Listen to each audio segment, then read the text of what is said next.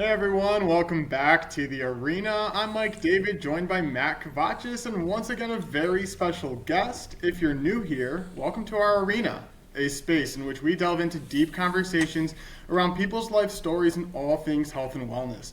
These conversations are deep and are meant to inspire others to tap into their own vulnerabilities. Want to say, after some time away, it's great to be back. I'll pass it over to Matt to say hello and intro our guest. Before I do, love and appreciation to those who are listening.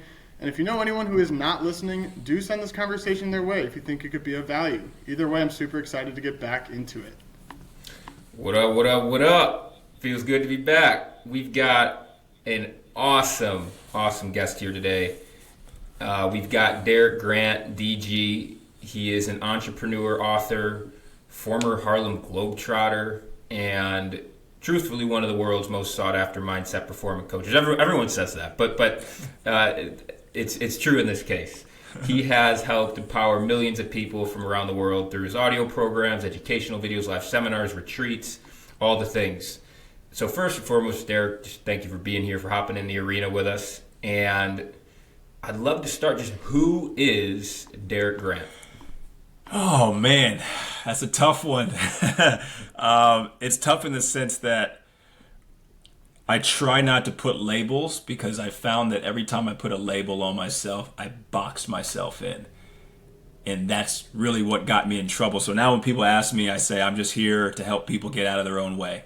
That's it. And whatever that may look like, whether it's coaching, whether it's speaking, whether it's a conversation at the grocery store, my mission here for the rest of my time here is to help people to see truly what they're capable of, to really use this thing that we call the mind consciously so they can create their lives any way they want. And so, why do you do what you do? Like, out of all the things in the world, I mean, we mentioned former Harlem Globetrotter, doing all the different things, basketball, sports, athletics. How do you land on this subject matter and really wanting to ultimately help people get out of their own way? Yeah, it's I think the moment when I realized that I was in my own way, that's when everything switched. Being in sports, being in athletics, we always pay attention to the physical side of it.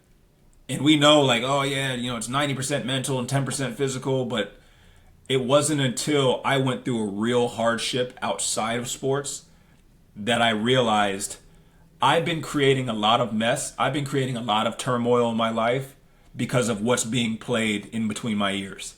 And once I realized that and I started to work on that to overcome that, it's like one of those things where it's like, if you cook something that tastes good, you want everybody to taste it. And I realized if I can do it in my life, what if I could help him in his life or help her? And this is kind of how the mission started. So the first question we asked was who are you? And you went with your purpose. And what I felt was an attachment of your identity to your purpose instead of, what you might hear more typically, which is, a labeled identity of who I am. Can you speak to a little bit of that process for you in terms of surrendering to any sort of, typical identity and saying, I am just this purpose? Is that a specific mindset that you help impart on other people? Yeah, if I'm being honest, Mike, what got me in trouble in life was I thought I was my identities. So it's I'm a basketball player and I'm a Harlem Globetrotter. Well, that's who my ego had attached its worth to.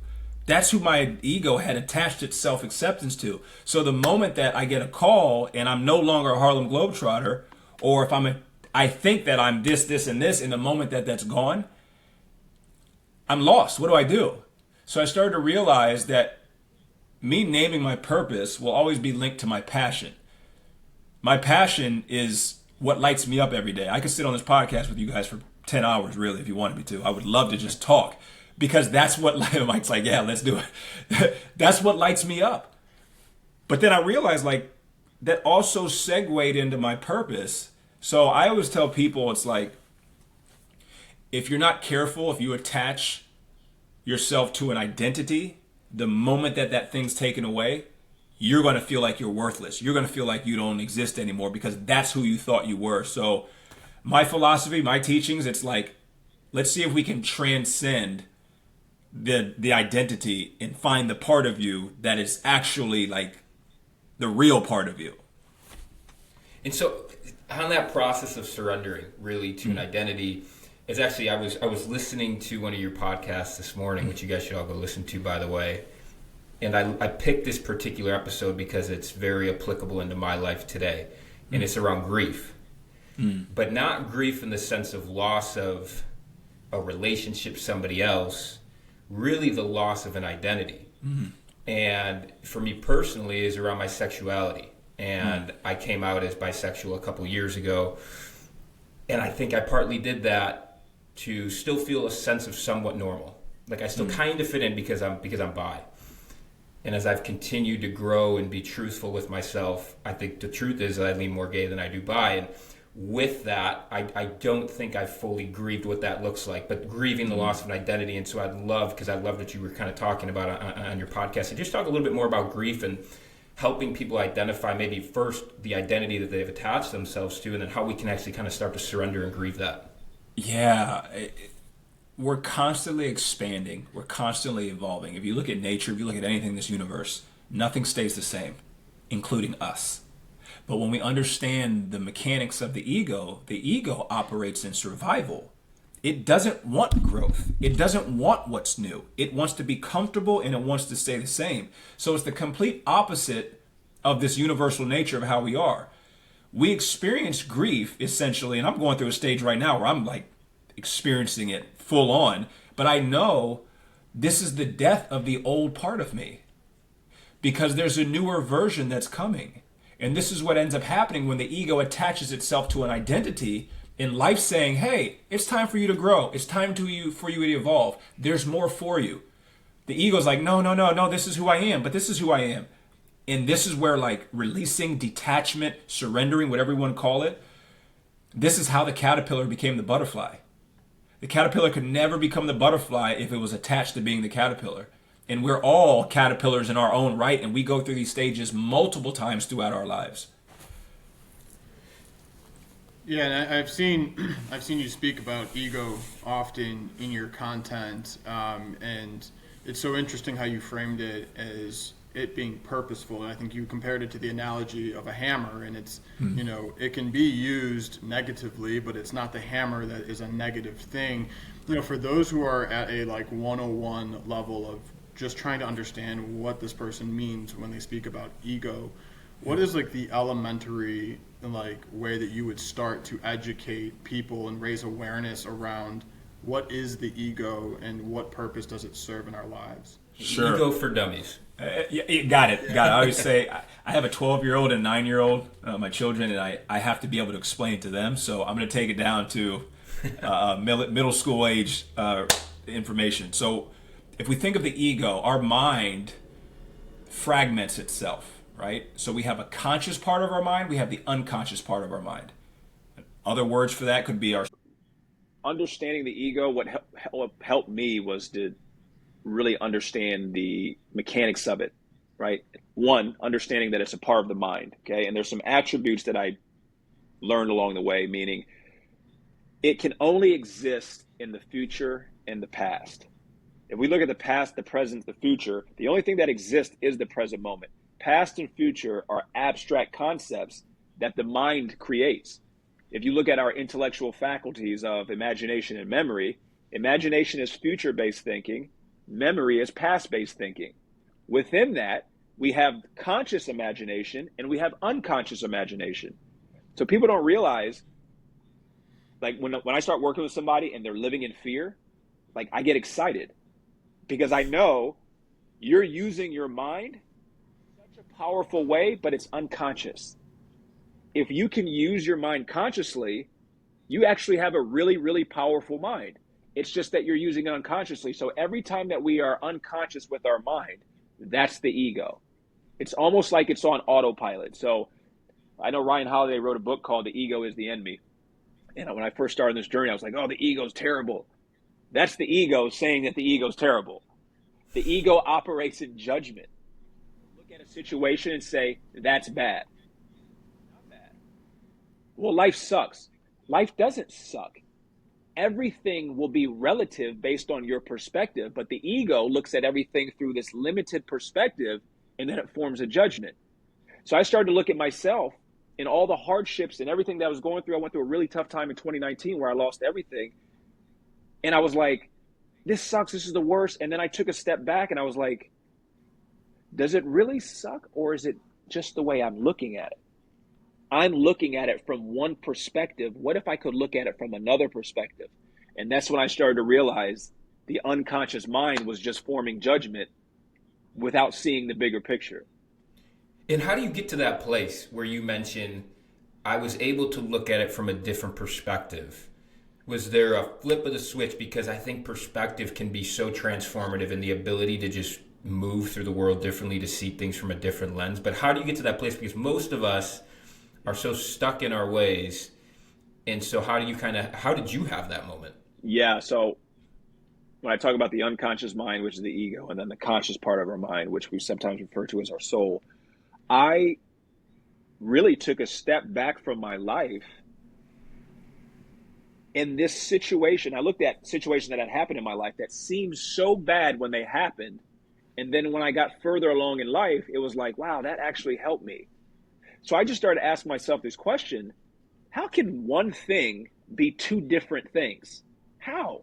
Because back in 1998, this was terrible. But then when I got to 2005, this thing was the best thing that ever happened to me. And I started to realize this is what perspective is. Perspective is the lens through which you view life. We don't always look at things the same way when we start to expand our awareness. So for me, this was when life changed. I created this company, DG Mindset. The tagline is life is mental. If I could go back, it would have been life is perspective. Because once you can consciously choose your perspective, you'll experience life any way that you choose. And So there's then how do you layer? So then how do you layer in, the emotions of that moment? Let's say, right? Because Sure. like, let's just talk about that 1998 example, and what people might traditionally articulate as I had negative emotions in that moment versus in the future. When you shifted the perspective, maybe there's joy, maybe there's gratitude for how 98 served you. How do we take that perspective and then parlay that with maybe not calling emotions positive or negative? Yeah. So this is the way I use emotions now. Emotions are just like, it's like GPS. It's letting me know where my perspective is. So if I'm feeling and experiencing negative emotions, that's because there may be an unconscious negative perspective. So I can use my emotions to let me know, here's how you're looking at it. So over the course of this journey, I've become super aware of how am I feeling from moment to moment. When a situation comes up, how do I feel? Because how I feel is telling me how I'm perceiving it. But what a lot of people don't realize, your perspective and how you perceive life is actually based off of past experiences. And those experiences you weren't always aware of. And that's why we have a distorted perspective. And this is why it's creating a negative emotion right now in our life. And this is where the healing journey comes in. What's that check-in look like? How does that look like for you if people are like, well, I don't even know what I'm feeling. I don't even know how to figure out what I'm feeling. Yeah. Because I think part of it is being able to appropriately label what we're feeling. And a lot of us don't have the emotional vocabulary to do so. So would love to just understand how you check in with yourself, how you kind of navigate the inner world. Yeah. So I always ask myself, first of all, I got to put a word to it. And not always is the word a word. Sometimes it's bleh. How do you feel? I feel bleh. Okay. I know that that's not a desirable emotion. So now that I've labeled that, the effect of a cause. And this is what they didn't teach us in school. They never taught us like TEA, thoughts, emotions, actions. And they trickle down that way. So I know if my emotions, if what I'm feeling is blah, that means I'm perceiving something as blah. So I'm constantly asking myself, Derick, how do you feel? My wife thinks I'm nuts because I speak to myself in third person. But this is how I check in, by observing the ego. This is what the ego does. The ego wants you to think that you are it. We're not it. And I don't want to get too deep on it, but like, you're not your thoughts. You're not. If you can observe your thoughts, that means you're not your thoughts. You're watching your thoughts. But we think, a lot of us, we think that we're thoughts. So we'll say, oh, I'm anxious or I'm scared. No, you are having emotions that are producing this energy of being scared, of being anxious.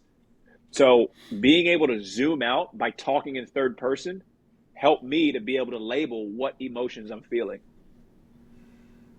And you mentioned in 2019 you lost it all. Yeah. What does that look like?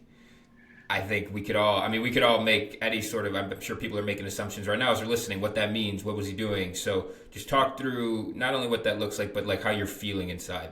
Yeah. So I basically had a business partner. We came up with the idea, like, let's move down to Naples, Florida. I was living in Indianapolis. Let's move down to Naples, Florida. We're going to start this business, prosperity, wealth, the American dream, right? About 4 or 5 months in, I realized that I'm actually a victim of fraud, and it's happening. Like, we moved down to Florida with the intention of, like, this is going to be great. It's going to be our home. It's where we're going to live. And then 4, 5, 6 months in, we're like, we got to get out of here. So we end up moving back to Indiana. I get a knock on the door, and it's a younger guy. He was younger than me, in a suit. And I'm like, yes, can I help you? He goes, I'm so-and-so and so with the FBI. Now, I've never been to jail, never been in trouble, nothing. And this guy, the FBI, is sitting on my front doorstep. And I'm like, yeah, what's going on? And he goes, I just want to talk to you. You're not in trouble. You're fine. But we know the guy who you were involved with, and we've been watching him for years. We think that you may have some information. I'm like, okay, come on in. I sat in my living room for 4 hours. And he's sitting here asking me all these questions. And before I know it, I'm walking around with 2 cell phones, one for me, one for the FBI. I have a fake email address that I communicate with them with. I meet them in an undisclosed location every week so they can pay me. And I'm like, how did I become a confidential informant for the FBI? Like, I have no money because this guy had stole everything. We moved back to Indiana. I had to live with my in-laws. I woke up on Christmas morning in my bank account. I got an alert from Chase saying I have negative $135 in my bank account with no money coming in. So I say this because my ego had attached its self-worth to how much money we had, what kind of house you live in, what kind of car do you drive. And now I have nothing. And I'm sitting here contemplating, do I even want to live life anymore? Is there any point of me living? If this is what life is, I'm done. This is stupid. I don't even want to live it anymore. And I sat down to write a letter to my family because I'm like, I can't live anymore. And I thought about my son, who at the time was 7 years old. I said, how would he feel knowing his dad gave up on him? And that was enough to stop me. The next morning I wake up and I'm just sitting there. I used to wake up every morning crying because I felt unworthy. And all of a sudden I have this thought, I hear this voice that says, change the way you look at it. And I'm like, change the way I look at it? Wait, what? And that's when everything changed. It was like, wait a minute, there is another way to look at it? You mean I don't have to walk in the energy of being a victim? How do I do this? What do I have to do? And I just went on a hunt. I went on a journey. COVID happened, so I had nothing but time. I read, probably 200 books in a year. And it was all around the mind. And it was like a light bulb came on. And I'm like, oh my goodness, this is why I'm here. This is what I'm here to do. I need to figure out me so I can help other people figure out themselves. I was just going to say, change the way you look at it. What was the perspective beforehand? And what did the perspective become? And maybe there were multiple different perspectives that you played around with. Yeah. And I ask this because this is something we were taught in coaching in the program I went through, but to just play around with different perspectives, see what's there. Some might not resonate, but some might. So what was it beforehand? What did it become? Yeah, beforehand it was victimhood, right? It was victim consciousness. It was, you'd ask me what time it is. I'd be like, oh, it's 3:30. Did I tell you what this guy did to me? It was always someone did something to me. This is what happened to me. Life was always against me. And then I started to realize that there was other perspectives. Another perspective was, maybe this is just trying to teach you something. So I started to go to the sports world. I started to look at basketball. Missing shots is negative, but really you missing shots is just trying to teach you what you need to do differently so you can start making them. So I applied that same logic to what was going on. What if this was actually trying to teach me something? What if this was actually trying to get me to let go of this identity and these attachments so I could start to figure out what I truly am without those things?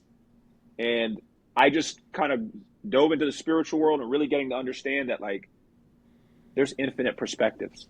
I can look at this any way that I want, and I get to choose as long as I'm conscious.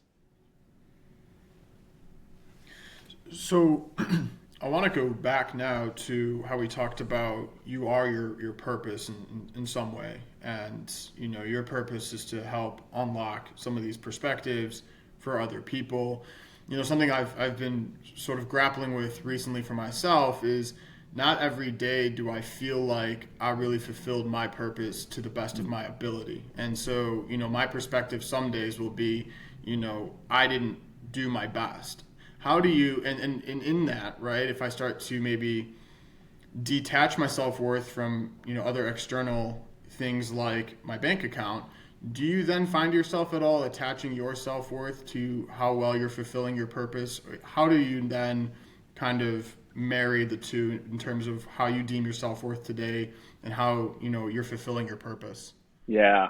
So, because people always ask me that, like, how do I find my purpose? How do I live through my purpose? I stopped focusing on my purpose because I knew my purpose was just the effect of a cause. The cause was the passion. If I go after my passion, my purpose will only come from it. But what we do is we go try to find our purpose without finding our passion. So when we start thinking of it like this, the purpose lives in the head. That's where the ego is. The passion lives in the heart.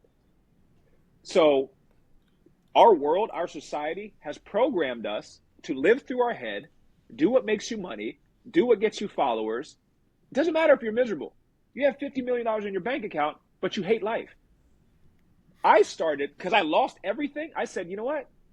I want to see if I can find a way to just be happy. What lights me up? What do I love to do?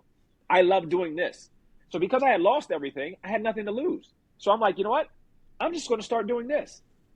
And then slowly it started to light me up and give me more energy and more positivity and more perspective. Then I started to see how it helped other people. And it's like, okay, how can I figure out a way to do this more? And that's when I built a business around it, which then you can say this was your purpose. And now guess what? The purpose is what's giving meaning to life. But people don't realize it was the passion. Give yourself permission to do what you love to do. And you don't need a reason as to why. You just love to do it. That's it. I had it backwards for so long in my life where I was attaching to what I thought was going to provide the feelings that I wanted. If I get the car, if I, you know, I'm on a yacht, have the vacation, the girlfriend, the dream home, whatever it might be, when in reality, I should have been connecting with my heart and following the feelings and then detaching from whatever that is, whatever provides those feelings. We have this idea that this is the way our life, and I'm going through it right now, of like, I always thought I was going to have a wife and kids and a dream home, and that was going to be it. And the more that I've connected to my heart, and the more that I've detached from what I think is going to provide what I want to feel ultimately, which is peace, happiness, and ease, the more easy life has become. It just starts to, I mean, it's not easy, but the more simple it's become. I mean, it's difficult, but it's not complex. I mean, do you have anything to say? That's just kind of what I've been feeling more recently. Yeah, and here's what I've learned. Because we're ever evolving, we're ever changing, we're expanding, your heart may take you in this direction for this season, and then it may change and go in this direction, and then it may change and go in this direction. If you look at when you were in your mother's womb, the first organ that was developed was your heart. Scientists have found that the heart has over 40,000 neurons in it, just like the brain has over 40,000 neurons. But here's the difference. They've learned that the heart can think, learn, and feel independently of the brain. And it does it a split second before the brain. So your heart already knows which way you have to go. So when I have to make tough decisions, when I feel like there's a pivot happening within me or within the business, I take time to sit with it and see, how do I feel? If I were to go this way and start doing what I love to do, how would I feel? The reason why I'm on this podcast with you all is because I started following my heart. I was in the basketball world. I was training NBA and WNBA players and college players. I was a basketball trainer, and I made a hard pivot to start doing this. Why? Because I just got tired of listening to my head, because it got me in trouble, and I just said, I'm going to go after my heart. And I tell people this all the time. If you can have enough courage to listen to your heart and follow it, it will always pay off. Always. Because really, we didn't want the money. We didn't want the house. We didn't want the car. We wanted the feelings that we thought it would produce. But your heart can already produce those feelings without it. There's like, that's it. I mean, there's a whole new meaning to listen to your heart, and what you're describing is something that is tangibly, scientifically true, that you can actually listen to your heart. And so, if I'm understanding correctly, does the brain then, is that maybe where the ego lives, and does that create barriers? Will that kind of irrationally rationalize why you shouldn't listen to your heart? And what does that look like when people aren't listening to their heart? What does that do to them over time when they're continuing to not listen to their heart? Yeah, so if we look at our brain, you have these things called neural pathways, and the analogy or the metaphor I'll give you is, if the neural pathway is, your brain's trying to use the least amount of energy as it can because it has to run the whole body. So it's going to have the same repetitive thinking programs, the same thought loops. And those are what we call neural pathways. So if we think of neural pathways as you're in a field of grass maybe 2 feet high, and no one has ever walked on that grass, if you were to take a step on that grass, you'd be able to see a footprint. But if you never stepped there again, eventually life and wind and everything would make the footprint disappear. But if I keep stepping on that spot, eventually it's going to start to mat down the grass, and eventually it will kill it, and you will see where a footprint was. This is what a neural pathway does. We have these same ways of thinking that we've had since we were children, because we got programmed to think a certain way and perceive life. And now this is our unconscious automatic neural pathway, our way of thinking. So the ego, when I told you, was unconscious, the unconscious is just following the old pathway. And this is why it's so hard for us to start listening to our heart, because we have a neural pathway that says, no, just think this way. Just keep thinking this way. And guess what? The moment that we start to create a new neural pathway, oh my gosh, what if it doesn't work? What if this is... The ego creates fear to stop you from creating that new neural pathway, because if you create a new neural pathway, that means you're creating a new way of being. And the ego didn't want to create a new version of itself, because that means it had to die. And its primary, it was rooted in survival. Well, if you die, that means you're not surviving. And this is the way the ego processes it. So, I always tell people, anybody I work with, you got to do what's hard. You got to do what's hard, because if I'm doing what's hard, I'm going to create a new neural pathway, and that means that old version of me has to die. How do you help people connect with their heart? Where we're so stuck in our minds. Yeah. The head is loud. The head is super loud. The heart is quiet. So when I moved back to Indiana from Florida, I had no money. I'm collecting unemployment. My wife, who at the time was a stay-at-home mom, she had to go back to work. I would hire a babysitter with that unemployment that I was getting from the state of Indiana, and then I would take a chair and go sit out in the woods by myself. Unbeknownst to me, I had no idea what I was doing. I would just sit here in the quiet and listen to the stream and listen to the birds and the trees. And I started to realize I kept hearing things. We say, oh, it was our conscious or whatever. It was my heart. My heart was literally saying, do this, go this way. This is why you're here. So what I started to learn was, your heart whispers and your head shouts. So this is, if you look at our world, we have distractions all the time. Cell phone, we got work, we got all these things. Developing a daily practice of minimum 10 minutes a day with stillness. I literally just sit in a chair, no phone, no nothing, and just stare out a window. Sometimes I'll close my eyes, sometimes I won't. And the only reason why I'm doing that is to create an environment so if my heart is whispering, I'll be able to hear it. And then do you believe that like it was your heart ultimately that pointed you in the direction? Because you said you didn't know what you were doing when you went and sat in the woods, right? Do you really believe that it was your heart essentially guiding you to that area? For sure. And if you look at our mind, we have six mind muscles or six faculties: imagination, memory, intuition, reason, willpower, perception. These are what we use to create our reality. Well, one of them was intuition. Intuition lives in your heart. So intuitively, I know I'm supposed to go out here to the woods. Well, how do you know? I don't know. I just feel like that's what I'm supposed to do. So this is why, like, if we look at the word intuition, in means we're already born with it. It's inherent. It's inside of us. Tuition. When you go to college, what do? You pay tuition. Why? To learn. So our inner teacher, the part of us that already knew what was needed, is inside of our heart. And I can say now, I follow my heart more than my head. And sometimes, most of the time, the world's like, what are you doing? Why? And then eventually, oh, I see why you did that. That's because the heart was ahead of the head. It reminds me of, we can lie with our words, but our body never lies. And why we often have this feeling of like something's just off about somebody, but you can't vocalize what it is. You can't put it into words. Just something doesn't feel right. And it's because your energy doesn't lie. And your intuition is just ahead of our minds in a lot of cases from my personal experience.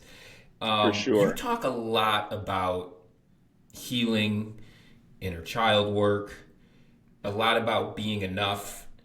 And how do you help people really embody, feel into what it means to be enough just because you're here, you're human, you're alive? In our minds we can say, yeah, I know I'm enough because I'm a human. But like, how do you actually get people to really feel into that? Yeah, from what I learned, every human has the desire to be enough. Every single one of us. I don't care who you are. We all want to know that we're enough. Why? Because we live through our unconscious mind. The ego never feels like it's enough. That's why it's attached to all these people, places, and things. So when I talk about healing, it doesn't necessarily mean you had to have cigarettes put out on you when you were a kid and you have to go to therapy and get all that. Healing is going back and fixing the perspective of yourself that you had. So I have a 12-year-old version of me who got bullied on the playground. So how does he feel about himself? He doesn't feel like he's good enough. Now, it's easy to say, oh, well, I'm not 12 years old, I'm 41 now. No. Psychologically, that 12-year-old is still inside. So now when something happens in my present day life that makes me feel like I'm not good enough, it's not the 41-year-old, it's the 12-year-old who's coming back up again. So I have to go back to him and fix his self-concept and his self-perspective. And then once I do that and integrate him into my life today, I won't have a problem with what people say about me. And this is the healing journey. It's going back so we can go forward. It's this constant, it's like the bow and arrow. However far back you go, you'll be able to fly just as far forward. Does the heart long for that healing? I ask this because I've started to go back to some of these traumatic events, and the ones that come to mind first are the macro level ones, the obvious eventful ones. What I've found is that without even really deliberately thinking of my past, sometimes some of the smaller ones that I had really forgotten about, that I had never really thought about, and so really never consciously thought affected me or were affecting me presently, would come to mind. And it's almost like when you're not trying to be creative thoughts and ideas will come to your mind. There's this like mechanism in your brain that will do that for you. Is that in some ways tied to some of this stillness where when you listen to your heart, sometimes some of these smaller events, like that day that you got insulted but in your 12-year-old day, that will just kind of resurface? And are we supposed to do something with that? Yes, absolutely. I'll give you a real life example. I was probably like 3 years old. My mom and dad used to take me to a babysitter before they went to work. And I was being abused by my babysitter day after day after day. I was so young, I never knew that it was wrong. So that's why I didn't vocalize it or tell my parents. Well, I started to do this work of seeing, like, why is it I get so anxious when bills are due? Why is it that I feel a certain way when the account looks a certain way? And I'm like, what is this? And I just sat and I just asked the question, like, what is this? And then all of a sudden, my subconscious started to pull up all of these memories of being abused. So here's what the ego did. I really just wanted security and safety. I wanted to know that I was safe and I was secure at that age. The ego then takes that security and safety and attaches it to money. So now if we have money, we're secure, we're safe. But if we don't have money, I'm not secure, I'm not safe. And we don't realize that it's really the 3-year-old's mind that eventually over time, the ego is looking for any way to attach its worth, its good enough, its safety, its security to something on the outside. So that time of stillness and asking questions, asking yourself questions. I told you I ask myself in third person daily. When I have my moment, my stillness time, it's, Derick, what's wrong? Who is this? Where is this coming up? What is this? And by asking those questions, we have to realize that you can't have a question without the answer already existing. Just because you don't have the answer, it doesn't mean the answer doesn't exist. But when I ask myself the question, I'm actually attuning myself to the same frequency that the answer exists on. So questions are huge. And this is what separates us from every other creature. We had the ability to self-reflect and self-contemplate. Derick, have you ever done breath work? I have.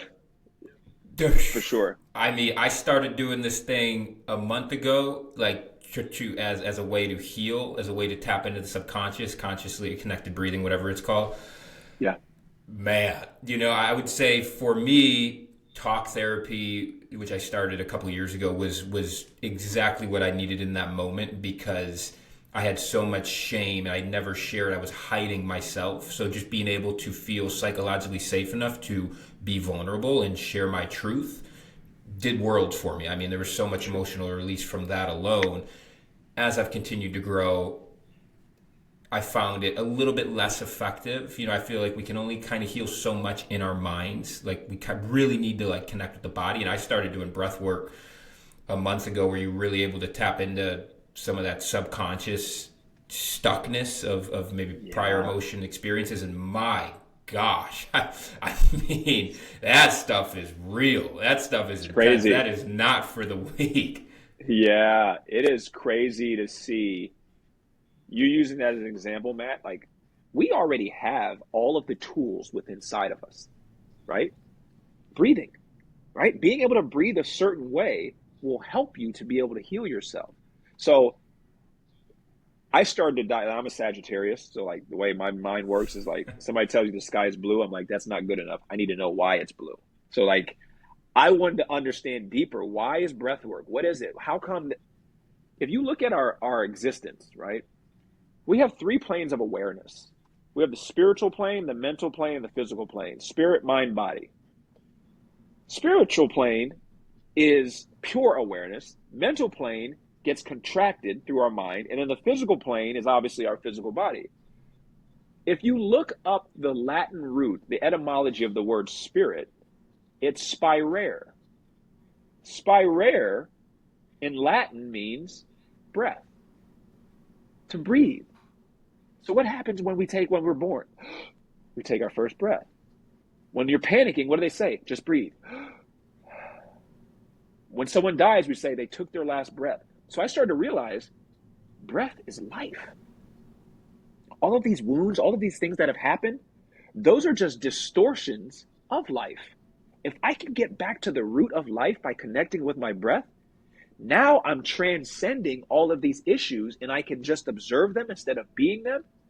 And now I can start to fix them. So that's like the power of breath work is huge.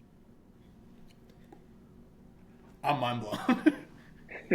I'm actually mind blown about the whole spirit is It's the Latin root of the word. dude, and then so I started looking like even deeper. If you look at the word inspiration, inspiration has the same Latin root as the word spirit. It's spirare. So when you are inspired, you're breathing your life. You're breathing spirit, the real you, the infinite you, into whatever you're doing. So when I started like speaking, people were like, I did a TEDx talk and they were like, we need to see your script. And I'm like, I don't like to have scripts. And they're like, as a motivational speaker, we need to have, I'm like, I'm not a motivational speaker. I'm an inspirational speaker. So because it's inspiring, it's coming from the real me, the breath of God, as you would say, speak through me instead of it's like, oh, I'm motivating. Motivation comes from the outside. Inspiration comes from the inside. It's the easiest way to sum it up. No, go ahead. Yeah, I guess my mind now goes to faith, and in like the religious context, if you will. Sure. I guess is our faith in whatever religion we are in, right? Is our faith connected to our spirit in some way, or do we think that faith is more in that mental plane and like a distortion of what you just described? Yeah. So a lot of my programs, a lot of my distortions were from the religious world. So when I took a step back and I started to look at everything, I said, how come my dog doesn't have a religion? How come the birds and the squirrels don't have a religion? I don't see them going and sitting in communion in church and go. And I started to realize religion was man-made. If it's man-made, it's mind-made. If it's mind-made, it's just a perspective. This is why if you look at, even within Christianity, there's 26 different denominations because everybody's looking at it from their perspective. So my thought was, is there something that's universal? Is there something that all of these religious texts are saying that would apply to anyone and everyone, even if they weren't in that religion? And that's where I started to go on a hunt. And where faith comes in, if you understand that faith is nothing more than a belief in something positive. That's all it is. Fear is the same thing. It's just a belief in something negative. So I started to take a step back and look at it and say, wait a minute. If I don't believe in this, does this still apply to me? If I can find that answer, oh my goodness, there's some gold here. And this is where I started to dive into other religions to see what is the common theme? What is the common theme? And all of them, they all kept saying the same thing. Your life will be the sum total of your mindset. It will be the sum total of how you see yourself and how you see life. Everything, though, if you look at the Christian world, it's said esoterically, meaning it's said beneath the surface. We don't understand it because we always look at it exoterically. We look at it for the actual literal meaning, and then we miss what it was actually trying to say. I got two questions to wrap this thing up. Two big ones. Yeah, sure. If you could shout one thing from the rafters, from the mountaintop that you just want the world to know, to feel into, what would it be?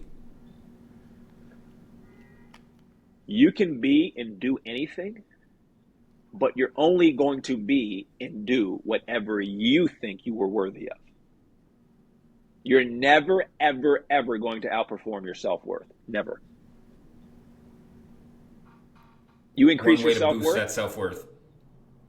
To boost your self-worth, you have to go back and find the versions of you that were unworthy and change the narrative, change the story that they've been telling themselves. Write that child, write that adolescent version of you, write it a letter. Tell it what it needed to hear, because you're the only one in this physical universe that knew what you needed to hear. Go back and write it a letter. And then allow that version of you to write a letter to whoever it needed to say something to. So I wrote a letter to the 3-year-old me, and then the 3-year-old me expressed itself to tell the babysitter. Now when I did that, we've just healed it. And now it can integrate into life today, and I can move just a little bit further. That's really powerful, man, because funny enough, the first breathwork session I ever did, I don't think the goal is always to have memories come up. I think the goal is really more to just shift, to get some of those stuck emotions shifting and moving, some of that energy. Sure. But it just had this, like, for whatever reason, I won't go into super detail, but this thing came up where the thought that floated in my mind was, it was never my fault. Mm-hmm. It was never your fault. It has never been your fault. And like that in itself, that perspective that I really felt into it, of course, was life altering. Yeah. To know that it was never me. Even when we're young and we think everything is about us, we're obviously we're narcissistic and not like when you typically think of it, but everything we don't know anything else. And so that was really, I think that's a really good message. Yeah. My last question is, what are you most proud of in your life? Wow. What am I most proud of? I would say I'm most proud of, oh goodness. Obviously, you would say our family, right?